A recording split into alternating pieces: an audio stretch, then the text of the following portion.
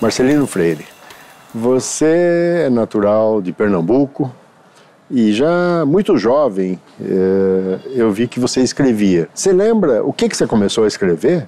Aos 9 anos, me parece. Poesia. Poesia. Eu li Manuel Bandeira aos 9 anos de idade. A partir dali eu quis ser Manuel Bandeira. Minha mãe teve 9 filhos, eu sou o caçula, né, dessa família de 9 filhos. E minha mãe dizia, estude para ser gente. Estude para ser gente, estude para ser gente. E ser gente não é ser poeta. Mas eu quis ser poeta a partir da leitura de uma poesia do Bandeira, com 9 para 10 anos de idade. E você desistiu de ser poeta? Eu tenho um medo danado de dizer que sou poeta. Na verdade, a minha prosa bebe muito na fonte da poesia, das rimas internas e externas, do ritmo. Eu faço uns poeminhas, cometo uns poeminhas, mas dizer que sou poeta é muito difícil. Acho que um poeta, ele nasce, ele não publica um primeiro livro. Um poeta, ele nasce com aquele livro. E esse meu nascimento eu não assumo, não. Por isso que eu chamo os meus contos sempre de cantos, ladainhas, improvisos, mas na verdade, no fundo é poesia. Você é contista? Sim. Quando você começou? Isso ainda em Pernambuco? Isso começa em São Paulo? Começou numa oficina do mestre Raimundo Carreiro, escritor Raimundo Carreiro, querido amigo, mestre. E lá eu comecei a fazer uns primeiros contos, que eu também não chamava de contos, eu chamava de vexames. Aí eu comecei a dar vexames. E comecei escrevendo esses contos que, quando eu vi, bebiam muito na fala da minha mãe. A minha mãe foi a figura que mais me influenciou. Guimarães Rosa, Graciliano Ramos, Maria do Carmo Freire, minha mãe. Porque minha mãe era uma pessoa muito para fora, falava muito cantado, dava muito vexame também. Ela é viva? Ela morreu aos 87 anos em 2010. Todos os livros que eu escrevi foi ela quem escreveu. E os que eu vier a escrever também. Sempre a inspiração vem dela? Vem dela. Depois de vários livros de contos, eu publiquei um primeiro romance. Eu digo que o romance, a inspiração veio do meu pai, do silêncio do meu pai. O silêncio do meu pai influenciou a feitura do Nossos Ossos, meu primeiro romance. E a minha mãe influenciou o grito que está presente em todos os meus contos. Teatro você também fez? Você tem uma coisa na dramaturgia? Sim, eu comecei escrevendo para teatro. Para teatro ou para... Comecei escrevendo para teatro. Poesia e teatro? Era poesia e teatro. No mesmo momento que eu descobri Bandeira, eu descobri o teatro. Aí comecei escrevendo para teatro. Tudo que eu escrevo, eu penso muito em teatro. Os meus contos são bem teatrais, são muito adaptados para o teatro. O meu romance é a história de um dramaturgo. Então eu sempre penso em teatro. Sempre é um elemento de inspiração. Eu escrevo em voz alta. Agora, descobri, muito no jovem, que tinha muito pudor para ser ator. Aí desisti de ser ator. Desisti do teatro, aos 19, 20 anos. Você encenava aquilo que você escrevia? Encenava. Era ator dos meus próprios textos. Era ator e autor. Mas descobri que tinha muito pudor. Se o diretor dissesse assim, faça tal cena, tire a roupa. Se eu pegasse um Zé Celso Martinez Corrêa na minha frente, eu não conseguiria ser ator. Então eu seria um ator muito limitado. Muito pudor para ser ator. Como escritor, eu não tenho pudor nenhum. E você muda para São Paulo quando? 1991. Por quê? Você deixou Pernambuco e mudou para São Paulo? Eu vim, na verdade, eu nunca pensei que deixaria o Recife, não. Nunca pensei que deixaria. Mas recebi um convite para vir para São Paulo. Eu disse, eu vou. Eu estava muito cansado também do Recife. Amo o Recife, mas o Recife me deixava muito preguiçoso. Eu sou muito preguiçoso. E eu precisava de uma cidade que me acordasse. São Paulo não é uma cidade que amanhece. Recife amanhece, Salvador amanhece, mas São Paulo acorda. Então eu precisava de uma cidade que me acordasse. E por isso que vim para São Paulo em 91, desempregado, zerado de tudo. Procurei trabalhar como revisor de textos. Cheguei em 91 e minha luta vem toda daí, né? O seu primeiro livro foi publicado quando você estava em São Paulo ou ainda... Em São Paulo. Em São Paulo. 1995. E como foi isso? Como é que você foi procurado por uma editora? Você teve que batalhar para achar uma editora? Não, como é que foi esse? Eu mesmo Isso é uma agonia para um É escritor, uma um agonia poeta. grande. É uma agonia grande. Você sabe que esse meu primeiro livro que eu publiquei, eu não gosto muito de dizer o nome dele, porque ele é muito ruim, o livro. Toda vez que eu encontro o livro num sebo, eu compro para ninguém comprar. Mas esse primeiro livro, de 1995, é um livro que eu mesmo banquei. Eu trabalhei muito tempo em agência de propaganda como revisor e descobri que meu livro todo estava ali na agência. Tinha um diretor de arte que faria a diagramação, né? O produtor gráfico, que ajudaria a batalhar uma gráfica barata. E aí eu para não ficar com aquele livro ali reclamando na gaveta, né? Eu resolvi tirá-lo da gaveta com os meus recursos e com a ajuda desses amigos, né? Com a diretora de arte, com o produtor gráfico, com as gráficas. Aí parcelei a impressão do meu livro em suaves e humilhantes prestações e fiz esse livro em 95. Foi muito importante para tirar esses contos da gaveta. Tirei esses contos da gaveta. Só vim a encontrar uma editora mesmo de fato no ano 2000, com o livro Angu de Sangue, por causa de um crítico literário, João Alexandre Barbosa. Um saudoso amigo. Qual foi a editora aqui? Ateliê Editorial. Ateliê Editorial. Plínio Martins. E o Plínio publicou Angu de Sangue e, com entusiasmo do João Alexandre Barbosa, que escreveu o prefácio, publicou esse prefácio na revista Cult. E, a partir dali, Angu de Sangue, de alguma forma, foi uma porta aí de entrada, uma faísca aí. Ainda é um título disponível? É um título disponível, né? Esse ano o Angu de Sangue está fazendo 15 anos. Aí vai sair uma nova edição pela Ateliê Editorial. E tem também um audiolivro, né? Saiu um audiolivro do Angu de Sangue. E também virou peça de teatro. É um livro muito pontual, assim, para o meu trabalho. Foi quem, de alguma forma, me lançou ao olhar da crítica, do leitor, né? Foi um livro muito pontual. Esse sucesso todo que você fez com o primeiro livro, por assim dizer, com o segundo, fez com que outras editoras te procurassem, ou agentes literários, etc? Sim. Como é que foi isso? Eu publiquei depois ainda Balé Ralé, pela Ateliê Editorial, e também participei de um movimento muito pulsante nos anos 90, que era a geração 90, né? Que o Nelson de Oliveira tocou, não é? E inventou e fez o movimento de Geração 90. E o que é que acontece? Nesse sentido, esses escritores dessa geração começaram a fazer muito barulho na cena literária. E aí fomos procurados, sim, por grandes editoras.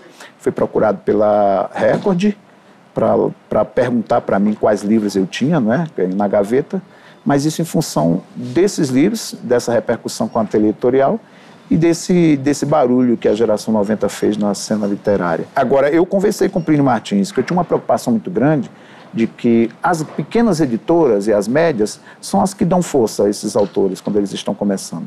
A grande editora só aparece quando, na verdade, essa espécie de test drive está feito pelas editoras pequenas. Foi o que aconteceu com a editora Record, mas eu conversei com o Plínio Martins, ele disse, vá sim para a editora maior, que eu acho que ela tem um poder maior de distribuição, etc.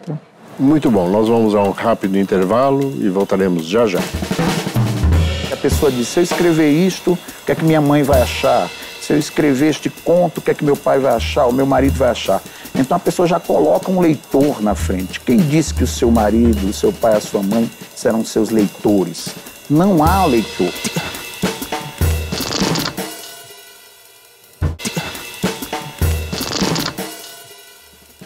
Você sabe que tem uma hora que eu acordo e eu não sei onde é que eu estou. É muito sério mesmo assim. Eu estou fazendo um projeto com um jornalista chamado Jorge Filiolini, em que eu viajo 15 capitais brasileiras fora do Grande Eixo. Fora as viagens, né, de feiras, festas, pelo interior de São Paulo, fora do país, Bogotá, Buenos Aires. E aí me pergunta até, mas você viajando tanto assim, quando é que você escreve? Eu digo, rapaz, eu acho que eu escrevo toda hora, porque as pessoas acham que escrever é quando você está em frente ao computador. Eu acho que as pessoas às vezes perguntam quando é que eu digito. Marcelino, você é um leitor de livros digitais ou somente em papel, ambos? Como é que você... Eu tenho muita preguiça. Na verdade, eu posso dizer que eu sou preguiçoso, um preguiçoso tecnológico. Então, eu ganhei um e-book, né? Como é que é essa coisa aí de ler um livro digital, mas uso muito pouco. Gosto muito do livro, assim, de carregar, de ler o livro e estar com ele debaixo do braço. Mas eu acho o seguinte, que o Kafka, por exemplo, Kafka vai ser um Kafka tanto no papel, como na frente de um computador, como na tela de um celular. Aquele cidadão vai estar sempre se transformando num inseto, não importa em que suporte, não é? Então, acho que um Kafka sempre será um Kafka, não importa o suporte. A dor sempre estará lá. Onde você lê, aí é uma questão de escolha. Você tem livros publicados no exterior? Eu tenho Nossos Ossos, né, que foi esse meu primeiro romance. Ele foi quase que simultaneamente publicado na Argentina, pela Adriana Hidalgo, né, uma editora, e também publicado pela Anacaona, uma editora francesa. Nossos Ossos foi imediatamente já publicado nesses dois países. Contos Negreiros, que é de 2005, um livro de contos, saiu na Argentina, pela Santiago Arcos, e está para sair agora no México. E já participei de várias antologias em vários países, assim, antologias de contos. Você se inspira, você disse, em alguma coisa que sua mãe te ensinou, te disse. E o teu leitor? Você pensa nele quando escreve? Não, eu não penso, assim, eu não tenho um leitor dirigido, eu não tenho um leitor em mente. Aliás, eu acho que eu não tenho leitor, eu sempre escrevo sem leitor. Em que sentido? Eu coordeno oficinas de criação literária e um dos bloqueios muito frequentes é que a pessoa diz, se eu escrever isto, o que é que minha mãe vai achar? Se eu escrever este conto, o que é que meu pai vai achar? O meu marido vai achar? Então a pessoa já coloca um leitor na frente. Quem disse que o seu marido, o seu pai, a sua mãe serão seus leitores? Não há leitor. Se você colocar isso no juízo, você fica com mais liberdade para escrever. Os leitores aparecem de onde você menos imagina. Então, nesse sentido, eu nunca penso no leitor. Eu penso em me emocionar. Eu escrevo e aquilo que eu escrevo tem que me emocionar.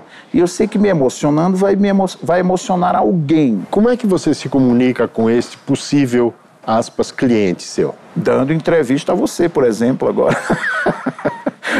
Escrevendo nas redes sociais, encontrando muitos leitores por onde eu vou.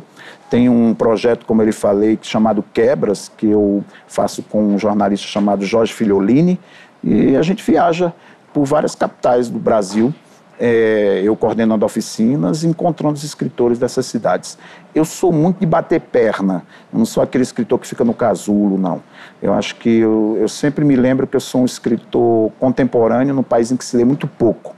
Então eu vou à cata desse leitor, viajo bastante, vou para feiras, festas, circulo bastante para mostrar que a literatura está viva. Porque as pessoas sempre acham que o escritor ou morreu ou está para morrer. Você tem um retrato daqueles que compram os seus livros? São mais meninos, mais meninas, que faixa etária? Por que eles compram você? Você tem alguma informação daqueles que leem você? Eu poderia te dizer que, por exemplo, o teatro me procura muito. Então eu poderia dizer que tem muitos atores e atrizes que leem o meu trabalho. Geralmente grupos de teatro, de Fortaleza, de Taboão da Serra, como é o caso do Grupo Clariô de Teatro, do Recife. Sou muito lido por estudantes, muitas universidades têm estudado meu trabalho, eu tenho ido muito, não só no país, como fora do país, dar palestras em universidades que estudam. O Contos Negreiros ele foi adotado para o vestibular na Paraíba. Então, eu tenho ideia, assim, estudantes, atores, tenho ideia de um perfil, mas sempre sou surpreendido por uma mensagem que recebo no Facebook ou no e-mail de um leitor lá distante que descobriu o meu livro e quer discutir alguma coisa acerca da emoção que sentiu ou a dúvida que tem em relação a um personagem. Como você vê a indústria editorial brasileira hoje? Você tem um panorama bastante interessante aí, o que está acontecendo, o que aconteceu. Como é que você vê o dia de hoje para as editoras brasileiras? Você vê que eu pego ali uma espécie de final de alguns cadernos culturais, né? Eu lembro que quando o meu livro saiu, Angu de Sangue, no ano 2000, você tinha um suplemento literário no Jornal da Tarde, você tinha um suplemento literário no Estadão, você tinha um momento muito aquecido, né? E hoje você não tem esses suplementos literários, à exceção do Rascunho, de Curitiba, e ainda o Prosa e Verso, e algum dia temático de literatura nos grandes cadernos. Mas a grande questão hoje eu acho que está nas redes sociais, né? Eu acho, por exemplo, que um sucesso como um livro do Paulo Leminski se deve muito às redes sociais. Então, eu acho que tem um trabalho hoje que você não precisa mais das grandes editoras para você ganhar um prêmio Jabuti, um prêmio São Paulo de literatura, por exemplo. Tem um trabalho da editora Patuá, um trabalho da Demônio Negro, editoras pequenas que ganham destaque nos grandes prêmios, são resenhados nos grandes jornais. Eu acho hoje que quem faz hoje um autor é o próprio autor. Eu acho que antigamente tinha a questão da editora, tinha a questão do jornal e da crítica, mas eu acho que hoje o próprio autor é dono da sua obra, no sentido de abrir um blog. Muitos autores começam vendendo muito na própria casa e depois é que uma editora grande vai procurá-lo.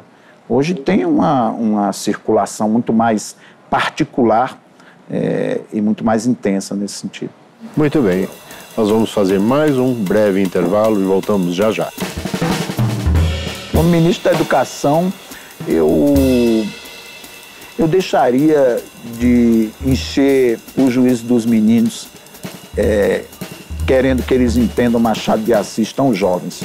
Eu acho que eles tinham que misturar o Machado de Assis ao Ferrez, por exemplo.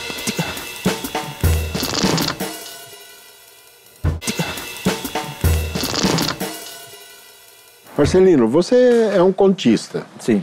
Quando que você se torna um romancista? O que nasce primeiro, o romance ou o conto? No meu caso, o meu fôlego sempre foi muito curto. Eu escrevo para me vingar, né? Então, o grito tem que ser rápido, a vingança tem que ser eficaz. E o conto se prestava muito a isso. Então, passei muito tempo, né? São depois de 5 livros de contos. Aí eu estreiei no romance, em 2013, com Nossos Ossos. Mas depois já de ter gritado tanto. Por isso que eu falei aquilo, que os meus contos se aproximavam muito da fala da minha mãe. Minha mãe era uma pessoa muito para fora.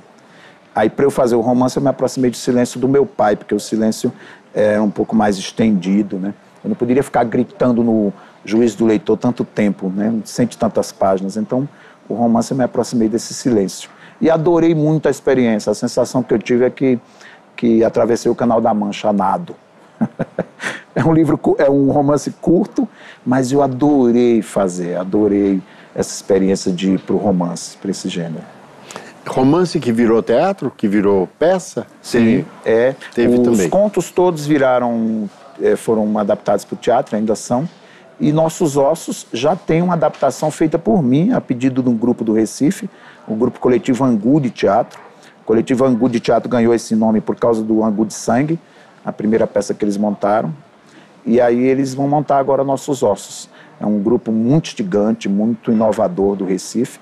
E já estão aí. É a história de um dramaturgo, Nossos Ossos é a história de um dramaturgo que veio morar em São Paulo. Aí, de alguma forma, é um sonho antigo. É como se eu estivesse voltando ao teatro toda vez que um grupo monta os meus textos. Muito bem. Você referia-se aos seus leitores, aos estudantes. Você parece-me tem um público jovem, razoavelmente jovem.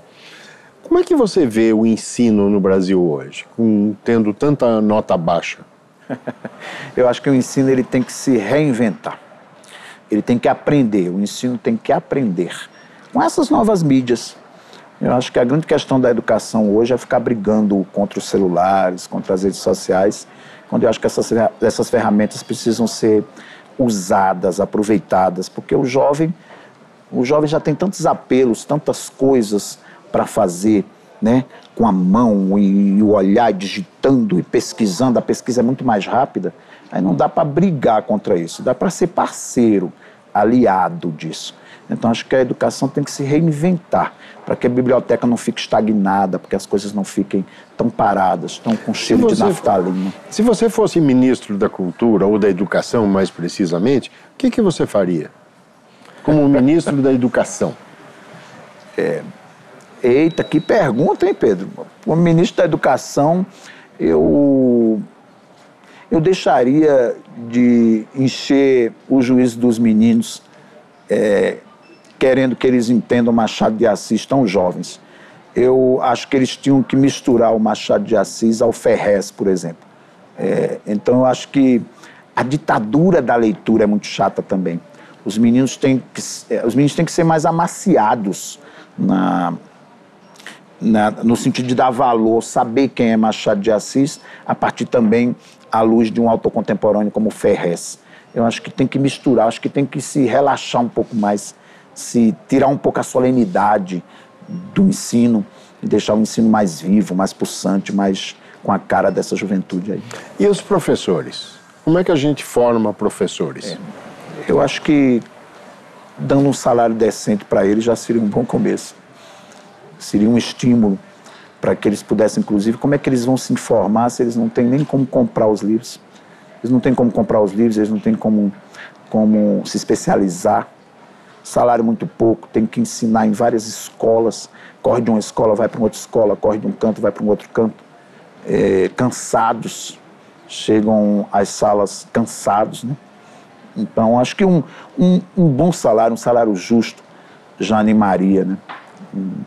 A educação. Um alfabetizado que nunca leu, o que você recomendaria que ele lesse?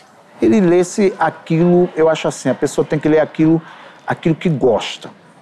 Eu tenho uns sobrinhos mesmo que eles não leem muito. Tem um que gosta muito de futebol. O que é que eu faço? Dou crônica de futebol para ele ler. Eu mostro que o Nelson Rodrigues era muito divertido quando falava sobre futebol. Dou a biografia do Garrincha para ele ler. Aí eu vou, a partir do interesse dele, eu vou jogando um livro que tem a ver com aquilo que ele gosta. E ele diz, nossa, eu não pensei que Garrincha fosse aquela figura. E quando vê, ele já está lendo contos de futebol, aí ele já está indo para outros livros mais densos. Eu acho que o importante é ler aquilo que quer ler, que gosta. Por exemplo, você estimularia alguém a ler uma literatura policial? Ah, sim, com certeza. Aliás, eu adoro literatura policial. Eu li muita literatura policial para fazer os Nossos Ossos. Porque a literatura policial tem a trama muito adequada ali, muito clara. E eu precisava disso para escrever os Nossos Ossos. Eu acho que a literatura policial e a boa literatura policial. Porque eu acho que literatura, tem a literatura ruim e boa, qualquer uma, em qualquer gênero, né? Mas autores assim bons, né? Eu acho que Dostoiévski, por exemplo, é um autor policial. Crime e Castigo é uma história policial. Densa, diferente, mas é uma história policial. E a literatura infantil? Qual é o papel dos pais em relação ao livro e aquilo que eles podem, na sua opinião, fazer para que os seus filhos sejam leitores no futuro? Ler. Eles darem o exemplo, é isso? Sim, eles darem o exemplo. Ler em casa e ler para os filhos também. Ler para os filhos. Ler para os filhos. Importantíssimo. Da maior importância. Da maior importância. Ler para os filhos e saber que o pai está o tempo todo com o livro na mão e que também está junto com o filho. É um momento de carinho, de cumplicidade muito intenso, né? Essa troca muito intensa. Então, acho que ler para o filho já é um exemplo. Não passo.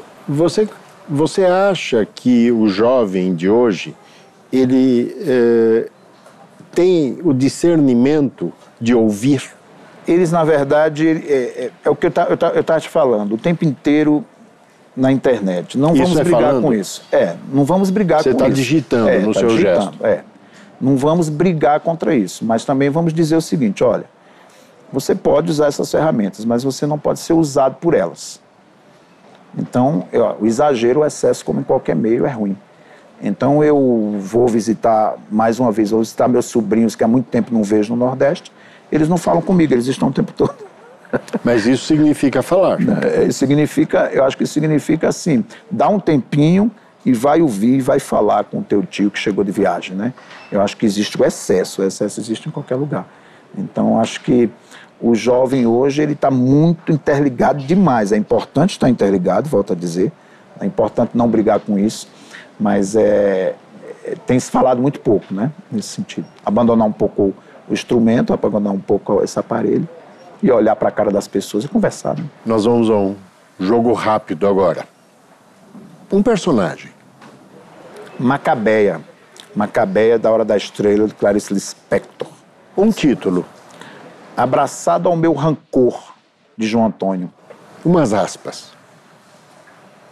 A vida é um suicídio devagarzinho. Milô Fernandes. Marcelino, muitíssimo obrigado pela sua entrevista. Ficam os nossos agradecimentos e espero revê-lo em breve. Muito obrigado, Pedro. Parabéns pelo programa. Sucesso. Muito obrigado.